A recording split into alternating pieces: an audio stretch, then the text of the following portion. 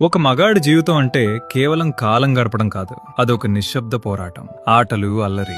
తండ్రి వేలు పట్టుకుని నడిచినప్పుడు తనే లోకానికి రాజు అనుకుంటాడు. కన్నీళ్ళొస్తే తుడుచుకోవడానికి అమ్మ ఒడి ఉంటుంది. చదువు, ఉద్యోగం, కెరియర్. ఎదిగే కొద్దీ తన ఇష్టాలను చంపుకోవడం అలవాటవుతుంది. తనకంటే తన ఫ్యామిలీ బాగుండాలి అనే తాపత్రయం మొదలవుతుంది. భర్తగా, తండ్రిగా మారాక అతని జీవితం ఒక డైరీ లాంటిది. అందులో ఖర్చులుంటాయి కానీ అతని కోరికలుండవు. తనకి కష్టమైనా సరే భార్యాపిల్లల ముఖంలో నవ్వు కోసం రోజంతా కష్టపడతాడు. ఏడుపొచ్చినా నేనున్నాను అనే ధైర్యం వెనుక కన్నీళ్లను దాచేస్తాడు. తన రెక్కల కింద ఎదిగిన పిల్లలు గూడు వదిలి వెళ్తుంటే గర్వంగా ఉన్నా లోపలకు తెలియని ఒంటరితనం. జీవితాంతం అందరి కోసం బతికి చివరిగా జ్ఞాపకాలతో మిగిలిపోతాడు. గెలుపు ఓటముల మధ్య బాధ్యతల బరువు మోస్తూ ఎవరికీ భారం కాకూడదని కోరుకుంటూ నిశ్శబ్దంగా నిష్క్రమిస్తాడు. ఒక మగాడు తన జీవితంలో ఎన్నిసార్లు ఓడిపోయినా తన కుటుంబం గెలవాలని కోరుకునే నిరంతర శ్రామికుడు.